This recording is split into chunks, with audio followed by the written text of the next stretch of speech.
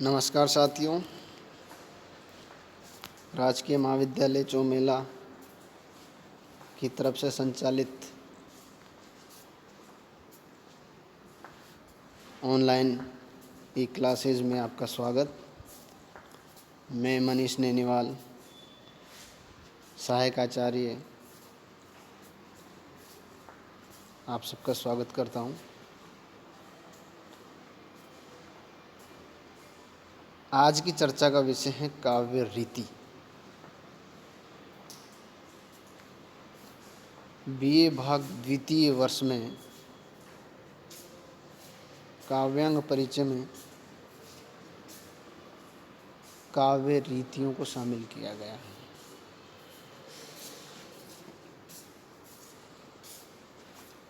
काव्य रीति और उसकी परिभाषा विभिन्न विद्वानों द्वारा दिए गए रीति की परिभाषाएं, उदाहरण आदि पर हम चर्चा करेंगे। सबसे पहले रीति। रीति शब्द कैसे बना,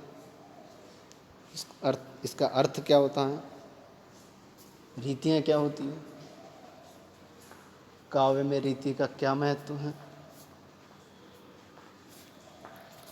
आदि सभी पहलुओं पर हम आज चर्चा करने जा रहे हैं।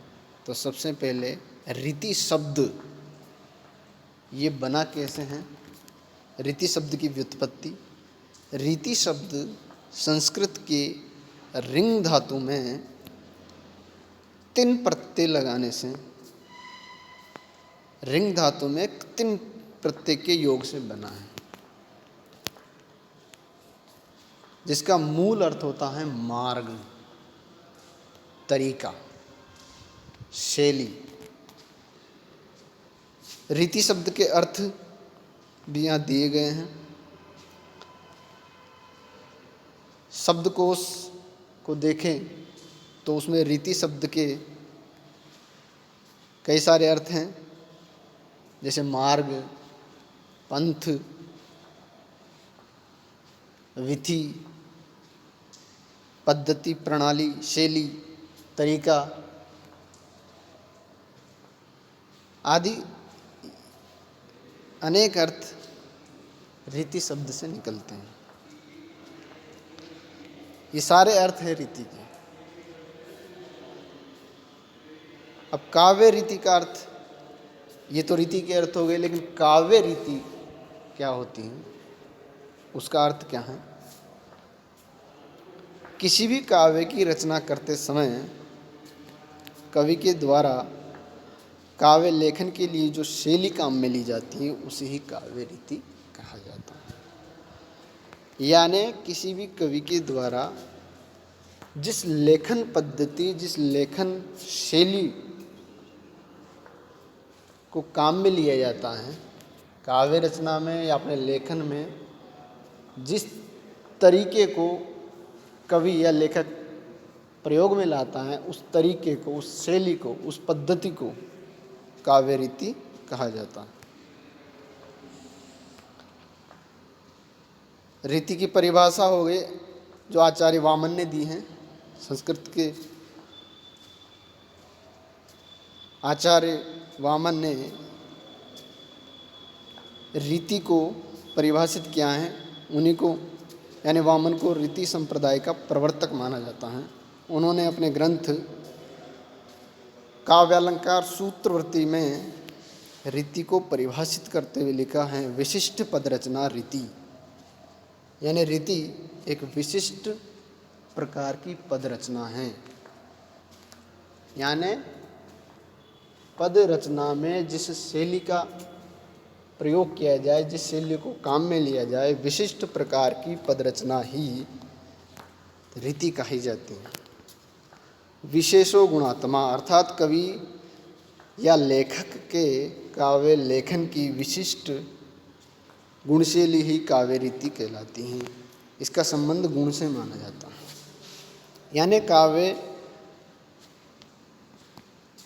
रचना में जिस विशिष्ट प्रकार की शैली या विशिष्ट प्रकार की पदरचना, यह विशिष्ट प्रकार का जो तरीका काम में लिया जाता है, उस तरीके को, उस शैली को, उस मार्ग को ही रीति कहा जाता है।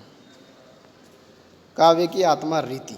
रीति संप्रदाय के प्रवर्तक आचार्य वामन ने रीति को काव्य की आत्मा स्वीकार किया है और लिखा है, रीतिरात्मा काव्यस्य।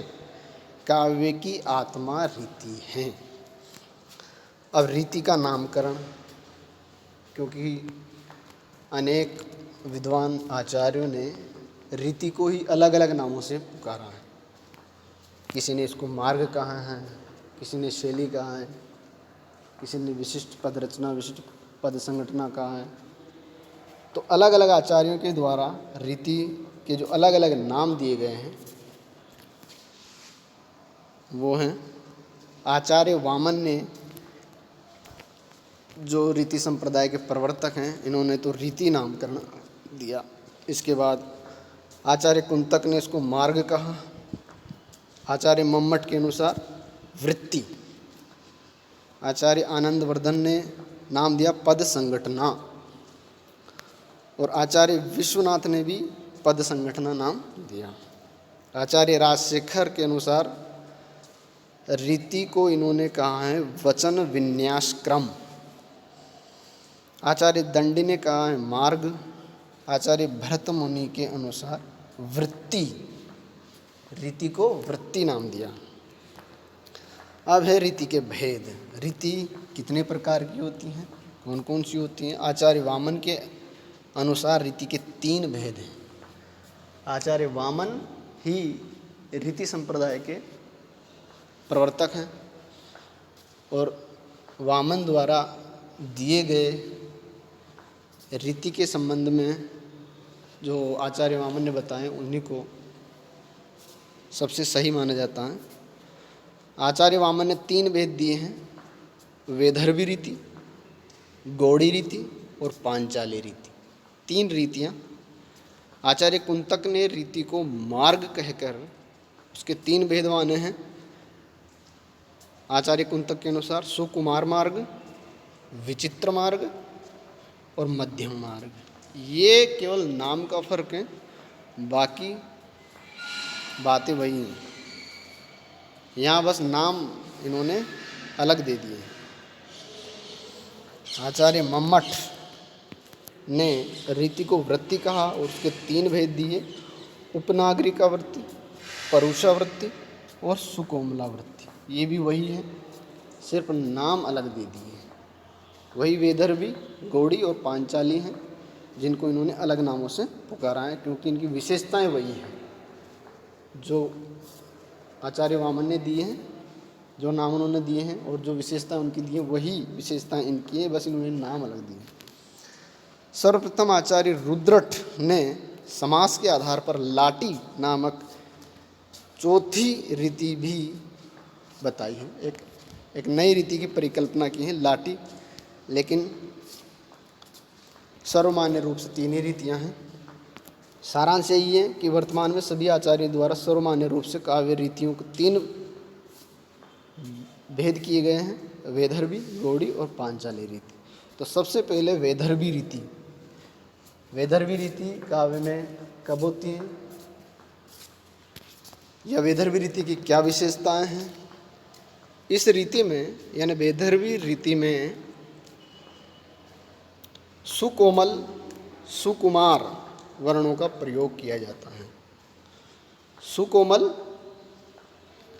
और सुकुमार यानी श्रुति मधुर, जो सुनने में मधुर लगे, ऐसे शब्द जो मीठे लगे, सुनने में मधुर प्रतीत हो, संगीतात्मक हों, लयात्मक हों, ऐसे शब्दों का या ऐसे वर्णों का प्रयोग होता है, तो वहाँ वैदर्भी रीति होती है। संगीतात्मक वर्ण या अनुस्वार युक्त होते हैं।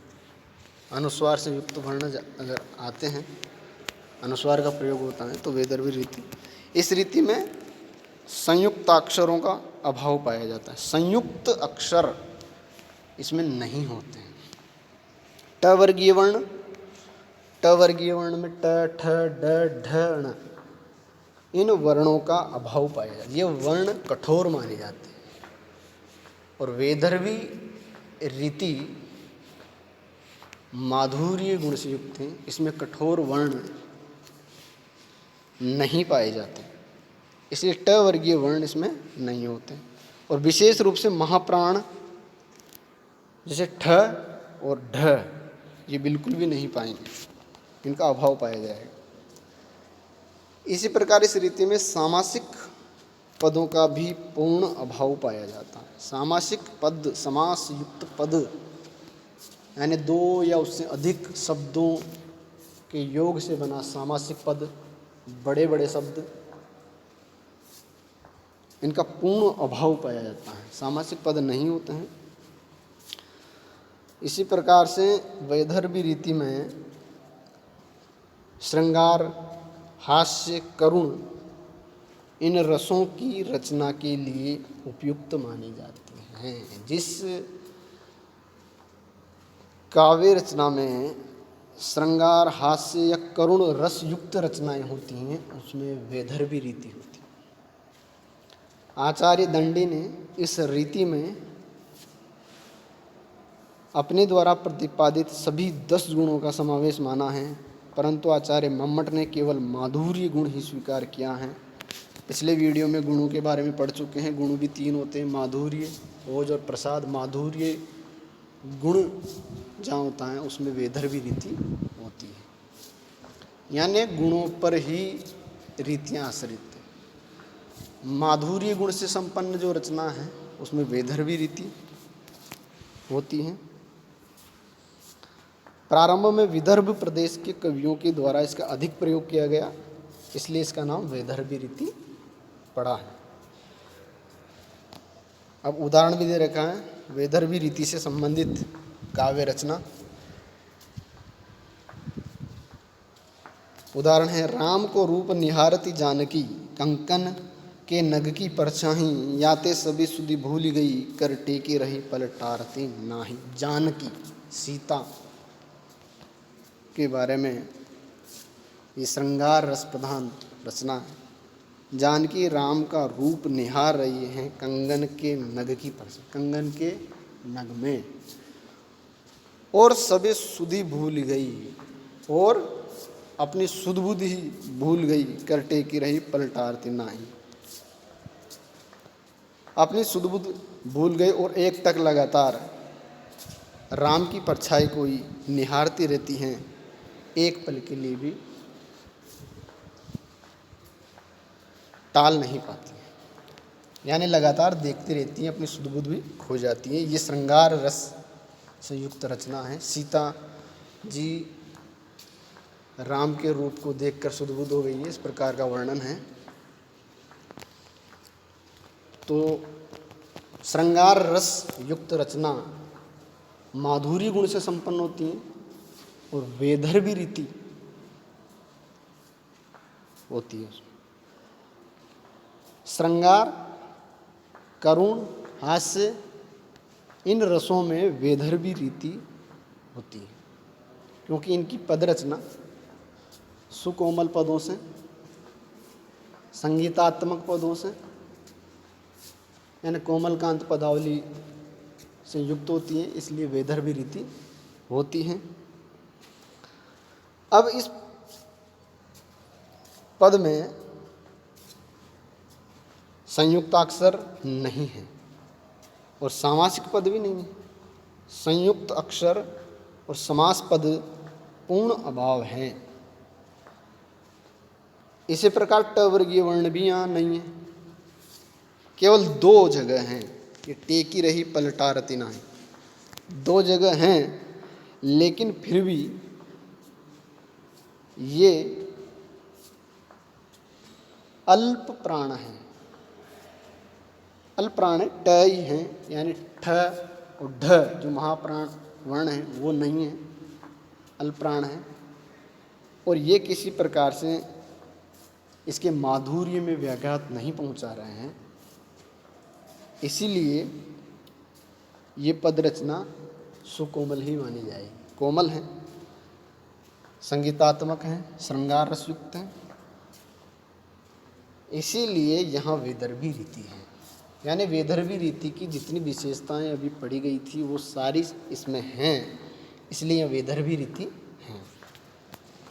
दूसरा उदाहरण भी है, देखी सुदामा की दीन दशा, करुणा करके करुणानिधि रोए।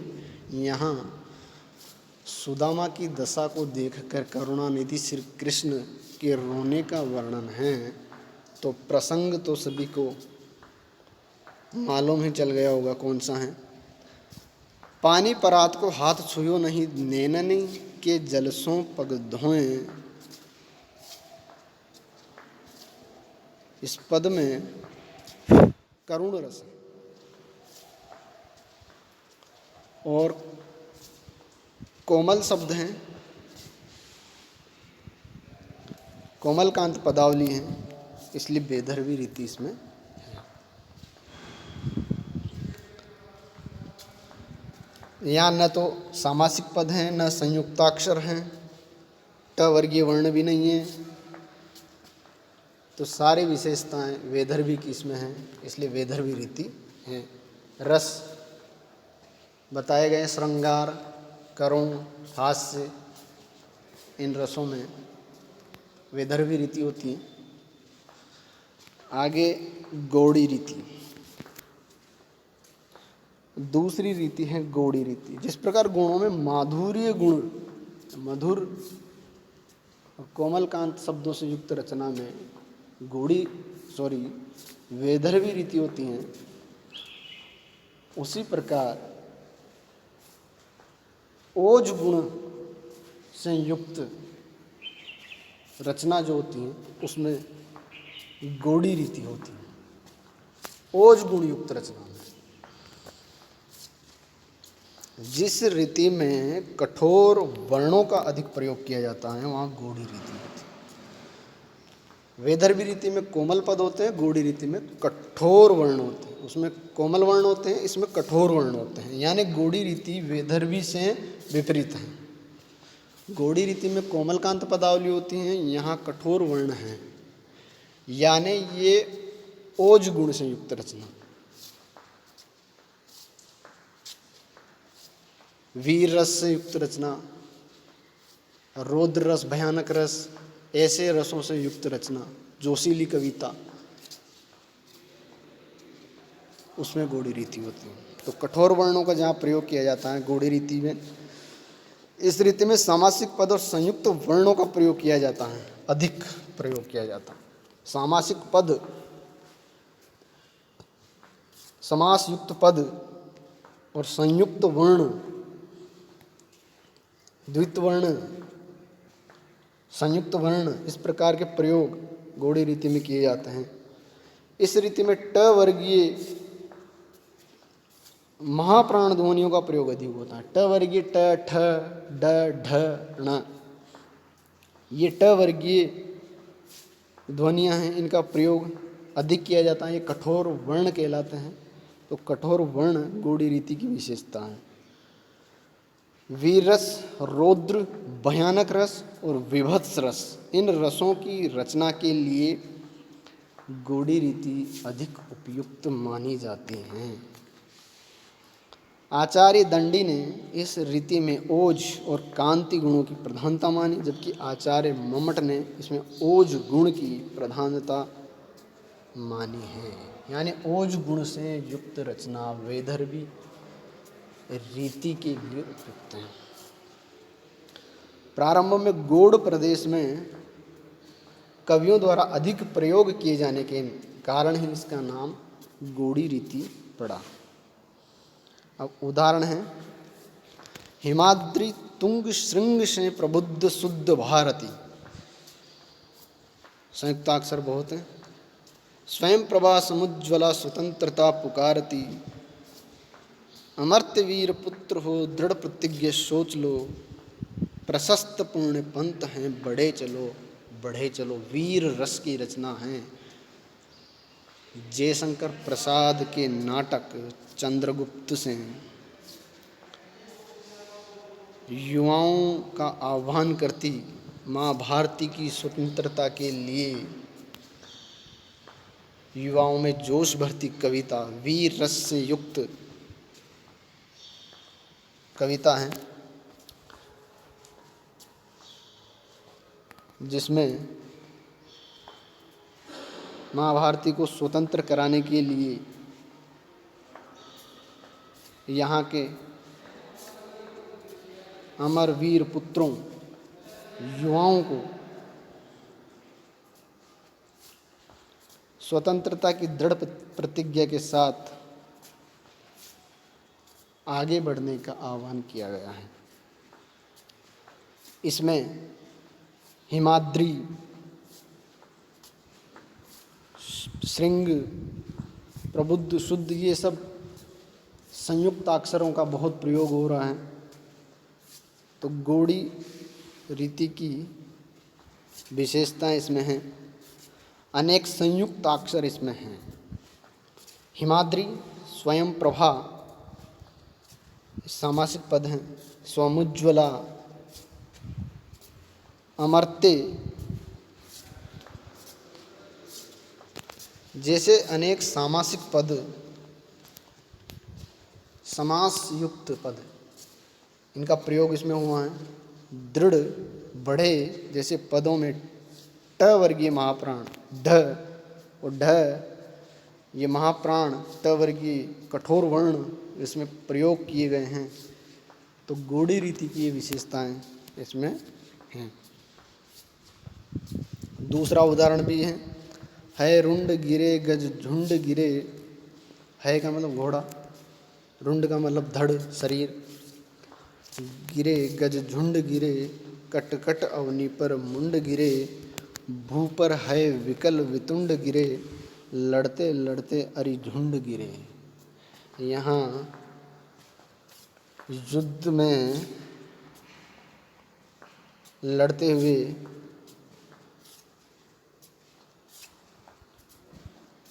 सेना, हाथी, घोड़े आदि का वर्णन है। उनके मरने कटने का वर्णन किया गया है रुंड गिरे गज झुंड गिरे, कटकट अवनी पर मुंड गिरे। यानी युद्ध क्षेत्र में कभी है रुंड घोड़े के धड़ कटकर गिर रहे हैं, कभी गज झुंड गिरे, कभी गज हाथी गिर रहे हैं। अवनी पर यानी धरती पर कट कट कर मुंड गिर रहे हैं, सिर कट कर गिर रहे हैं। भू पर है विकल वितुंड गिरे, लड़ते लड़ते अरि झुंड गिरे। कभी घोड़े विकल होकर, कभी हाथी की सूंड कटकर गिर रही हैं, कभी अरि झुंड दुश्मनों के झुंड ही लड़ते लड़ते कट कट करके गिर रहे हैं। तो यहाँ भी गोड़ी रीति की विशेषता, वीर रस, रौद्र रस, भयानक रस, विभत्स रस, इनमें गोड़ी रीति का प्रयोग होता है। तो यहाँ भी ये रुंड, झुंड, मुंड ये इस प्रकार के शब्द हैं। टवर्गीय, कठोर वर्ण, महाप्राण ध्वनियाँ, यानी कठोर वर्णों का प्रयोग हो रहा है। संयुक्त अक्षर इसमें आ रहे हैं। ये सब विशेषताएं गोड़ी रीति की हैं। ओज गुण युक्त रचना है, इसलिए इसमें गोड़ी रीति है। अब आगे आखिरी पांचाली रीति। पांचाल प्रदेश में इसकी रचना इस रीति का प्रयोग सबसे अधिक किया गया है, इसलिए पांचाली रीति है। पांचाली रीति प्रसाद गुण युक्त रचना के लिए उपयुक्त है। ये वैदर्भी और गोड़ी दोनों के बीच की रीति माने जाती है। यानी वैदर्भी रीति और गोड़ी रीति, इन दोनों की विशेषताएं एक दूसरे से विपरीत हैं। एक कोमलकांत सुकोमल शब्दों से युक्त है वैदर्भी रीति, और गोड़ी रीति कठोर वर्णों से, संयुक्त अक्षरों से युक्त तो दोनों के बीच की रीति है पांचाली रीति। इसमें संयुक्ताक्षर, सामासिक पद और ट वर्गीय वर्णों का कुछ मात्रा में प्रयोग किया जा सकता है, अधिक नहीं, कुछ मात्रा में। यह रीति भी वैदर्भी की तरह ही श्रृंगार, हास्य और करुण रसयुक्त रचना के लिए उपयुक्त मानी जाती हैं। यानी वैदर्भी रीति में जिन रसों के लिए वैदर्भी रीति उपयुक्त है, उसी तरह पांचाली रीति उन्हीं रसों के लिए उपयुक्त है। श्रृंगार, हास्य, करुण रस के लिए आचार्य दंडी इस रीति में प्रसाद और माधुर्य गुणों की प्रधानता मानते हैं, जबकि आचार्य मम्मट इसमें केवल प्रसाद गुण की प्रधानता मानते हैं। प्रारंभ में पांचाल प्रदेश के कवियों द्वारा अधिक प्रयोग में लिए जाने के कारण इसका नाम पांचाली रीति पड़ा है। अब उदाहरण है, या लकुटी और कामरिया पर राज तिहु पुरको तजिडारों रसखान का सवेया लिया गया है। या लकुटी और कामरिया पर राज तिहुपुर को तजिडारों आठों सिद्धि नौ निधि को सुख नंद की गाय चराए बिसारों खानी कबो इन आखिन ते ब्रज के बनबाग तड़ाग निहारों कोटिक वे कल धोत के धाम करील के कुंजन ऊपर हुआरों। तो रसखान यहाँ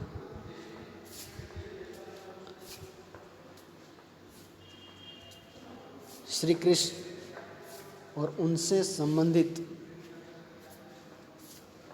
वस्तुओं, श्री कृष्ण से संबंधित जगह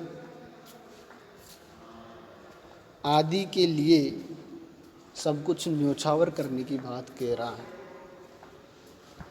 यानी श्री कृष्ण की से संबंधित जो भी चीज़ें, वस्तुएं, जगह हैं, उनका सामीप्य चाहता है और उसके लिए वो सब कुछ छोड़ने, सब कुछ न्योछावर करने के लिए भी तैयार है। तो यहाँ ट वर्गीय ट लकुटी में ट हैं, कई ज़्यादा नहीं है, कठोर वर्ण कम मात्रा में है। साथ ही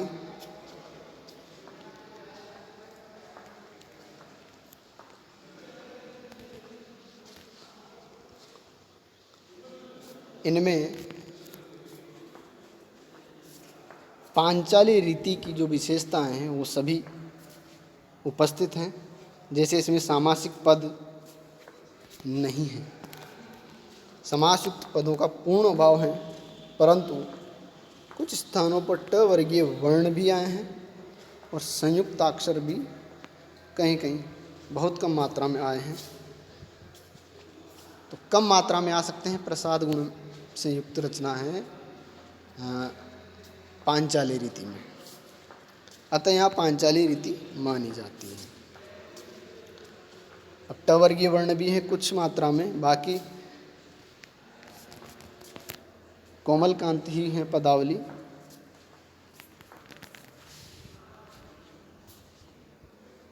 सामासिक पद आदि का अभाव है, इसलिए यहाँ पांचाली रीति है। एक और उदाहरण है, राति न सुहात प्रभात आली। न रात सुहाती है न प्रभात सुहारा आली यानी सखी। जब मन लागी जात काहू निर्मोही सो। जब मन किसी निर्मोही से लग जाता है तो न रात सुहाती है न प्रभात सुहाता है। यानी यहाँ किसी नायिका द्वारा ना अपनी सखी से किया गया संवाद उपस्थित किया गया है। साधारण सरल शब्दों का प्रयोग है, लंबे समासों का प्रयोग नहीं है, ट वर्गीय वर्ण नहीं है, अतः यहाँ पांचाली रीति का प्रयोग है। प्रसाद गुण युक्त है। तो गुणों पर ही आश्रित हैं रीतियाँ, या जिस प्रकार 3 गुण हैं उसी प्रकार रीतियाँ भी 3 हैं। माधुर्य गुण से युक्त रचना वैदर्भी रीति के लिए उपयुक्त है, गौड़ी रीति के लिए ओज गुणयुक्त रचना उपयुक्त है, और उसी तरह प्रसाद गुण से युक्त जो रचना होती है वो पांचाली रीति के लिए उपयुक्त है।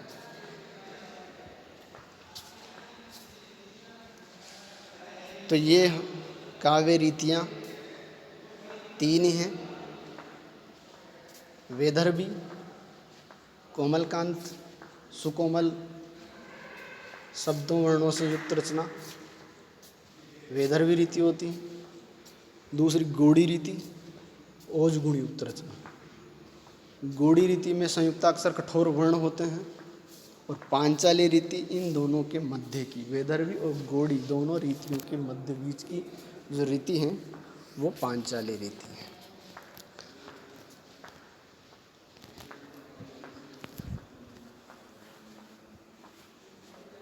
अब आप भी इन तीनों रीतियों की परिभाषा और इनके उदाहरण जो इसमें दिए गए हैं, इनके अलावा अपनी पाठ्य पुस्तक से ढूंढ करके इन तीनों रीतियों के अलग अलग उदाहरण छांट करके अलग से लिखकर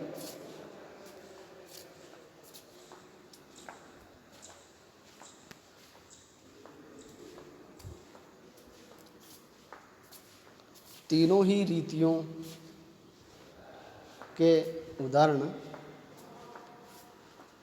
अपनी पाठ्य पुस्तक की काव्य कृतियों से छांटना है और उनका अलग संग्रह बनाना है।